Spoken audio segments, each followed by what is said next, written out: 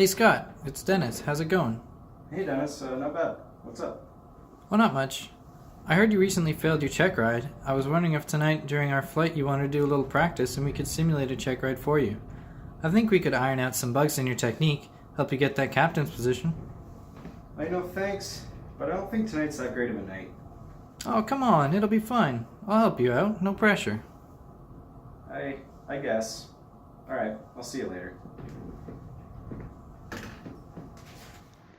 Throughout his 10-year flying career, the last 7 of which were as a professional pilot, Scott had never mastered instrument flying.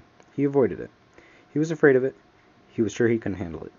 Having grown up in Phoenix, Scott was able to pass his IFR check ride the same way he did all of his instrument training, by cheating under the hood, and by making sure his training flights and the check flight were made under VFR conditions. From that point forward, Scott advanced himself as a first officer and co-pilot and flew in areas of the world where IFR flying was a rare occurrence. It was a terrible shock to Scotty that afternoon when Dennis Markham called. Scotty wasn't feeling all that well in the morning. It was cold, damp weather we had been having, and he didn't want to be taking a check ride that evening on the bank run to New York. I remember him telling me that Dennis on the phone, but it had to do with somebody else being sick and Dennis having to fill in anyway, so Scotty really had no choice. We had been in Pittsburgh for more than a year, and we're hoping to be able to move back to the Southwest near both of our families. Scotty had sent lots of feelers out to commuter airlines and charter services in Phoenix and Tucson, and was following up on a couple of good leads. He was afraid that if he flunked another check ride, it would make it difficult to land another job in aviation. And we both knew that he would have trouble with another check ride if he wasn't feeling well, and if it was in really bad weather like it was that day. I know now that I should have stopped him from going, but I never thought about the danger. The only problem was getting a new job. Scotty never told me about it in much detail, but I realized that he had a genuine fear of being on his own in bad weather. It was something he called instrument fixation, I think. It made him feel dizzy when he had to fly without the autopilot for landing when the clouds were real low. He hated it. It was why he was so anxious to move back to the Sun Belt, where the air was usually clearer and drier. He didn't want to have to fly in really bad weather anymore. Starting as a private pilot instructor in the Phoenix area, at the age of 18, he got his first co-pilot job in the Virgin Islands, working for the Inter-Island Charter Service. Scott Crowley was a favorite around here, kind of like the local boy who made good. He started his training here, got all of his ratings in the flight school, worked for us as a flight instructor for a year, and then went on to become a pro pilot for the commuter in the Caribbean. When the FAA and the NTSB people talked with us about the accident, we were quite a surprise for ourselves. We couldn't imagine that a pilot as good as Scott could have faked his instrument check ride by cheating with the hood. It isn't that hard to do, but why would anyone? I mean, who are they kidding? It's their own lives that are on the line. In Scott's case, we now know that the way he avoided IMC was deliberate for a reason. The reason was that he couldn't fly in it. But we didn't know it at the time. We used to kid him about being Mr. Clean or Mr. Chicken when it came to the weather. But he would shrug it off and remind us that he didn't want any of his students to have any close calls or run-ins with IMC because it could scare them out of flying. And as far as I can remember, he had about the best completion rates of any instructor in the flight school, so who could argue with him? Now that we know about it, it's easy to see how much trouble he went through concealing his problem. We talked about it here at the school, wondering if we could have helped him overcome it had we known about it. Our consensus was that we probably couldn't. Some people are just not meant to be instrument pilots. They probably shouldn't fly at all. Scott was obviously one of those pilots, but we never had even the slightest inkling of that until after he had the accident and was killed. From there, he relocated 2 years later to a similar job in Hawaii, moving up to high-performance turbine twins and jets, still and always as a co-pilot. Scott Crowley left here shortly after I came on board, so I didn't get to know him very well. I may also have been instrumental in his decision to go back to the States because I implemented a system of quicker advancement for our co-pilots. It was intended to promote from within the company as we added aircraft. Our records indicate that Crowley flunked a BFR and check ride that we gave, then took his BFR somewhere else just before giving us notice that he was leaving. He never took a second check ride here because when he gave notice, he was history. We took him off the flight status almost immediately. When I was notified about his accident and asked to make a report about his performance at Inner Island, I solicited comments from several people who had worked with Crowley. They were all very positive. Everyone liked him.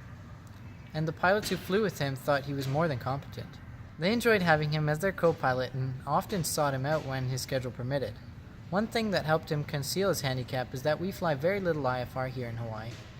We have since found out by checking our records more carefully that he was able to avoid any confrontation by taking his flight reviews and check rides at perfect VFR weather, which isn't particularly hard to find here at certain times of the year. And as you can imagine, he always picked those times of the year. I sincerely doubt that we'll ever have another Scott Crowley at this company. Our screening and testing methods would certainly prove it. After all, it did succeed in screening him out. Then it was back to Phoenix for marriage, a child, and a job with the jet charter service at Sky Harbor Airport. He would have spent the rest of his life and career there because he loved to fly. But after 2 years, numerous training flights and hood time, and 3 blown check rides, Scott's employer was forced to give up on him. They needed left seat pilots, not co-pilots. Didn't show up until we decided to promote him to captain. I pulled some strings to get him the promotion because he didn't have as much seniority as some of the other co-pilots, but he was really better than they were and deserved it. Anyway, that's when his problem first came to light. He and I were on a trip to Texas, and the marginal weather we were flying in turned into IFR.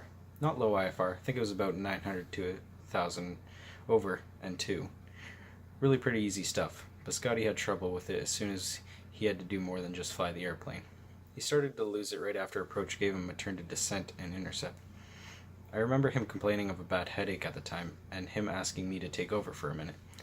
I didn't think too much of it, because something like that had happened to me a couple of times. I just shook it off, and that's what he did. He shook it off. And after I got the airplane squared up and heading for the localizer, he took it over again and shot a perfect approach and landing. Then about a week later, I signed on for one of his trips and found ourselves in some real junk. I think it was about 250 in a mile in New Orleans that day. Scotty took over about 100 miles out and did okay until we got in close. About the time we were switched to approach, I saw him staring at the HSI with the DG starting to move out from under him. He spotted it late, overcorrected, bringing it back, and then finally settled down until the controller called with a tight turn and descent to the marker. That's when he overdid everything and apparently went into a mild vertigo. I was ready for it and brought us back to straight and level. After 3 tries and missed approaches, each getting worse, took over for the 4th, and it was at this moment that we knew Scotty wouldn't be able to stay with Southwestern. It was a shame that the only job Scotty could latch on to was in Pittsburgh, a bad weather area with cold winters.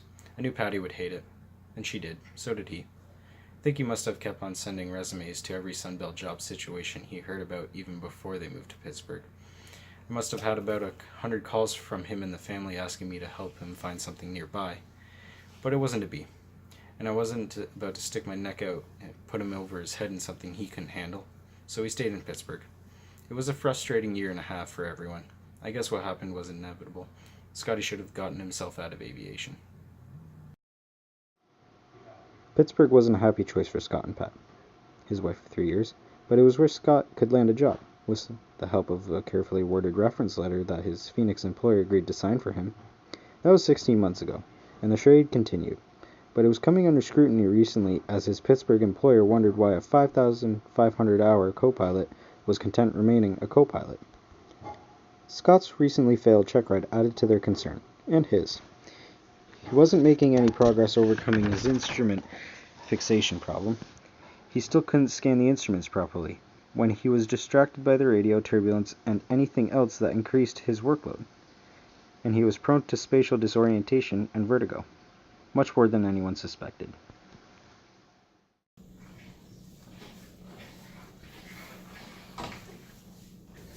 Hey Dennis, how's it Oh, hey Scott, it's pretty good. How are you? Good. How's the weather looking? Oh, weather's just kind of typical March, like it's 300 overcasts right now, 2 good miles of viz here, but over New York looks good. 1,500 feet overcast and 6 miles, but on our way back, it might be interesting because the weather's getting a little poorer. Okay. Yeah, but should be a good flight today anyways. We can try and help you out with your check rides and help iron out some bugs. Sounds good. Dennis was also very reassuring to Scott.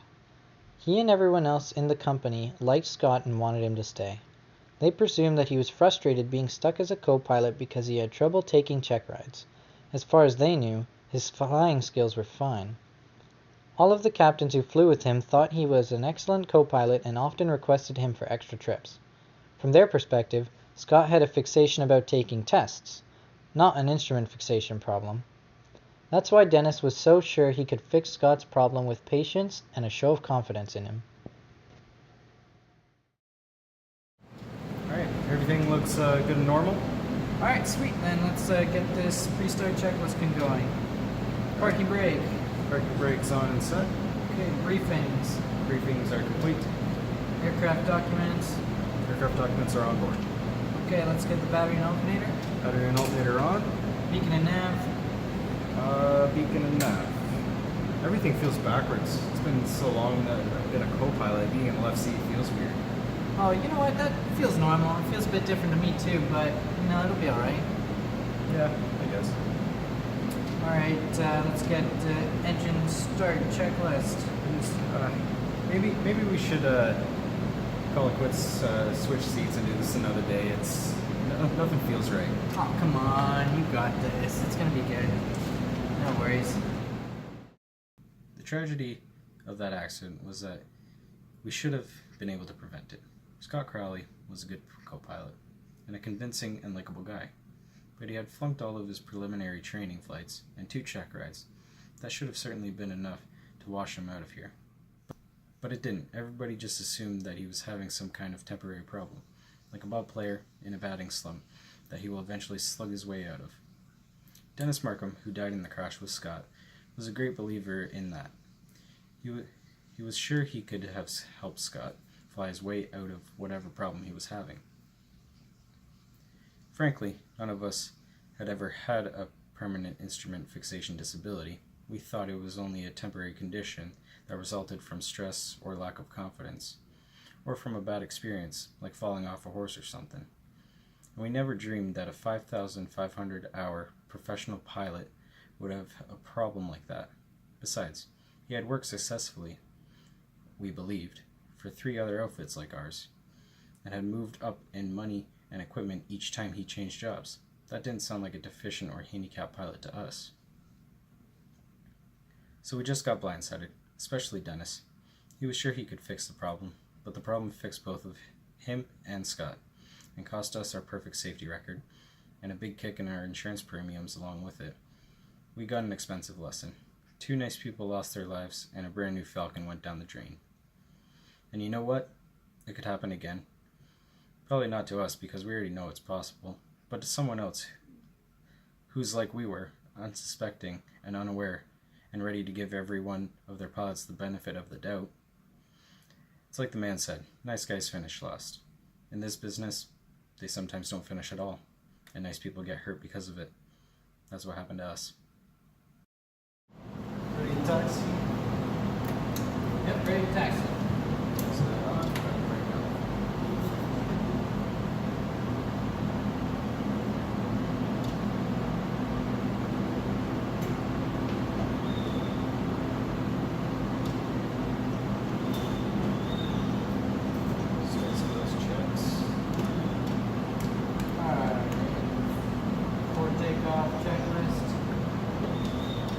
Seatbelts?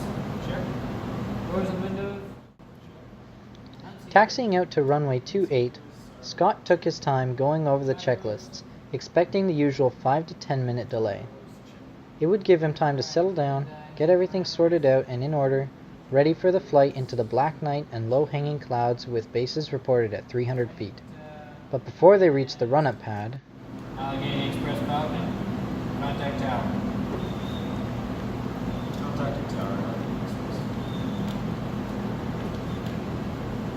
Tower is Allegheny Express. Allegheny Express Tower, runway 28, taxi in position and hold. Position and hold, runway 28. Alright, here we go.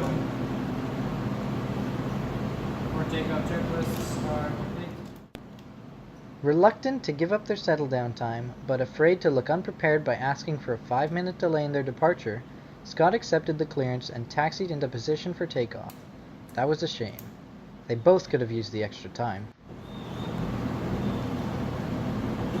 Parameters are checked.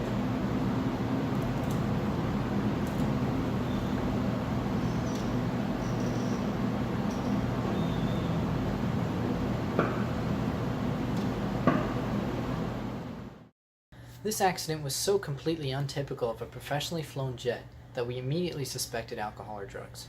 But the toxicology tests all came up negative on both pilots. We knew it had to be spatial disorientation by the way the airplane did an over-the-top dive right after it entered the clouds. That usually happens only in single-pilot flights where the pilot has limited experience in actual IMC. But these were two high-time pros with over 20,000 hours between them. And the captain had nearly 3,000 hours of actually IMC flying out of Allegheny County.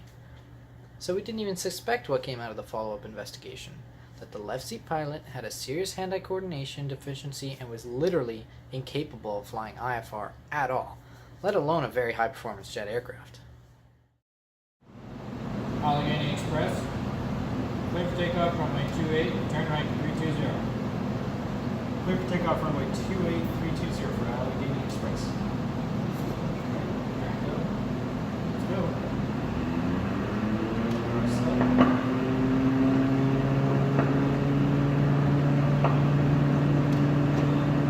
Gauges are checked. 60 knots. Sweet.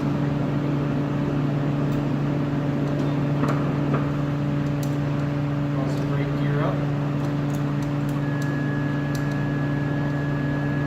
Gear up. Remember, 320 at 1750. Roger.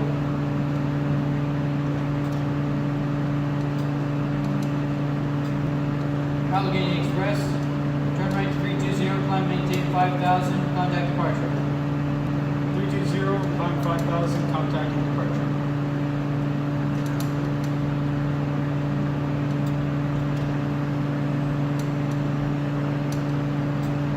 Whoa, whoa. 320, remember. Right, correcting.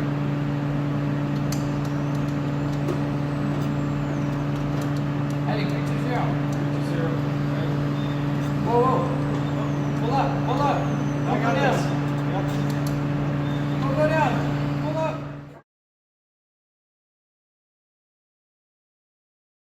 Having learned all that and confirmed it, we next tried to find out how a professional pilot of over 7 years could stay in the system that long with a problem like that and never be discovered.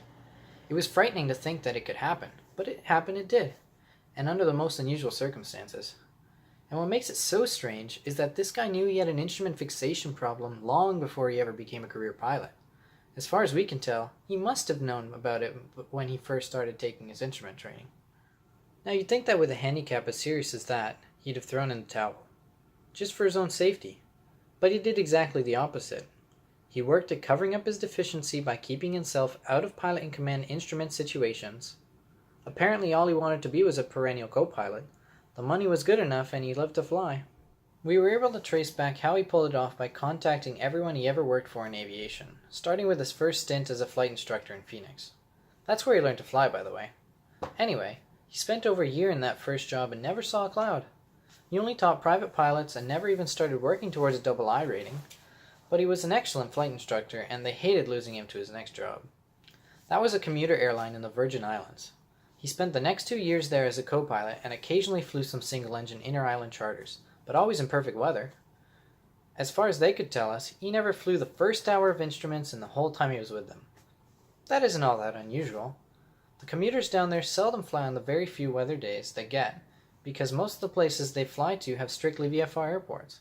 From there he was off to Hawaii, and again he flew nothing but VFR in the right seat of a Beech 99 and once in a while in either a DC-3 or a Fairchild. He piled up over 2,400 hours flying back and forth between 3 close-by islands before they began insisting that he move up to captain. He apparently started doing that, but then abruptly gave notice that he was going back to the States with his new wife and baby. Back in Phoenix, he repeated the same pattern. Right seat only for another 18 months, moving up to a Lear 35 by taking his check ride on a perfect VFR day and without shooting any approaches. They never thought to include them in the checkout. Figured that with over 4,000 hours, he only needed familiarization training and a ride. That was correct procedure, by the way. You don't have to demonstrate instrument proficiency when you qualify in a new type aircraft. Especially jets. Cost too much money. And the only people to move up to jets are long-time experienced pilots, usually ATPs. So his jet familiarization ride would not have been the appropriate place to confirm his instrument proficiency, even if they had thought to do so. He obviously knew that. It was part of the big game he was playing. He would probably have stayed in Phoenix forever if the charter company didn't pressure him to become a captain. Their business was growing, and they wanted to promote their own people. That's when his problem finally began to surface. Within a short time, the chief pilot, who was also a friend of his wife's family, spotted the scan problem during a routine VFR that the company required be given an actual IMC. They found some overcast conditions in Texas. Easy conditions, by the way, of about 900 over and 6. They flew into it on a trip to Brownsville, and he flunked cold. Another try a few days later under the hood was okay. But back in actually a week later, he stone cold blew it. What happened after that is a little fuzzy because the chief pilot wrote some kind of recommendation letter that no one can find a copy of and that he doesn't want to talk about. He said it was just a verification of the pilot's employment and didn't discuss his proficiencies or qualifications. It did apparently verify the kind of aircraft he was flying, though, because it helped the pilot land the job in Pittsburgh, flying right seat in Falcons and Hawkers. From there, the pattern repeated itself until the day of the accident. What's so sad about it is the captain who was giving him his check ride had only a couple of hints but no real suspicions about the monster he was flying with that night. He died because he assumed that a 5,500 hour ATP would for sure know how to handle a fairly routine IMC takeoff in an airplane he'd been flying out of the same home airport for the past 16 months. To assume otherwise would have been insulting to the first officer, a pilot who was held in high regard by everyone in the company, and especially by every other captain who had flown with him. I guess it just wasn't his lucky night. You know, there's only one thing that is very disturbing about this whole affair. We found the loophole, but we have no idea how to close it. It could happen again, and just as easily. Kind of scary, isn't it? When you think that this pilot spent 5 years flying passengers for the 2 commuters he worked for,